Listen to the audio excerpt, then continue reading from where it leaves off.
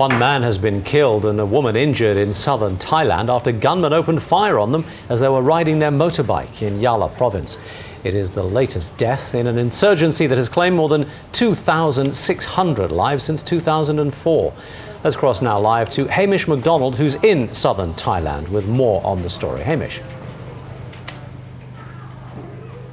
Thanks very much, Tamor. I think one of the important things to remember about this conflict is that while it doesn't often make the international news headlines, that doesn't diminish the impact that the fighting is having on the people that live here. This is a primary school that was burnt down earlier this year by separatist fighters because they see schools and other government institutions as examples of government control and influence over the predominantly Muslim population here in the south of the country.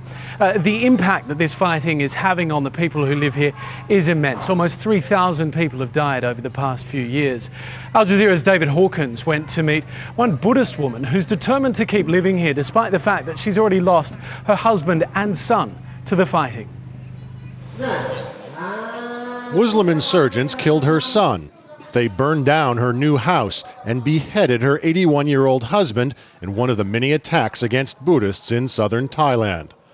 But Khuen Srangampai bears no grudge against her Muslim neighbors. We have lived here in peace since I was a child. Since my parents were young, you see those woods? Muslim people helped us cut it.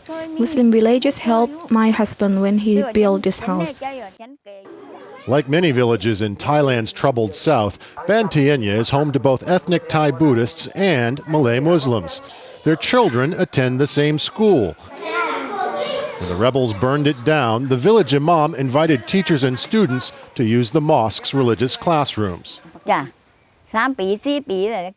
We have always helped each other. I don't know who did this to my family. It must have been someone from outside the village.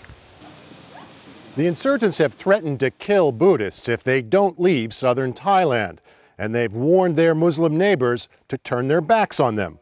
But that's not what's happening here. We want them to stay. If they are afraid to sleep in their home, they can come live with us. We love each other. We don't want them to leave. When Khuen Srangampai's husband was murdered, her Muslim neighbors came to her aid. Most of the Muslims here came to visit and gave me some money to help out. Although many Buddhists have fled the violence, she says she's staying. This is her home, and she's among friends here. David Hawkins, Al Jazeera, Ban Tienya, Thailand. Well, since this school was burnt down in May of this year, soldiers have been sent permanently to protect the students who are studying here. That's an example of the environment in which people are living right across southern Thailand. It was interesting as we drove towards this village today. We came across one village where the entire population was separated along religious lines. The Muslims were living in one half of the town while the Buddhists were living in the other half. It's evidence of the dynamics which exist here and the impact that this violence is having on the people who live here.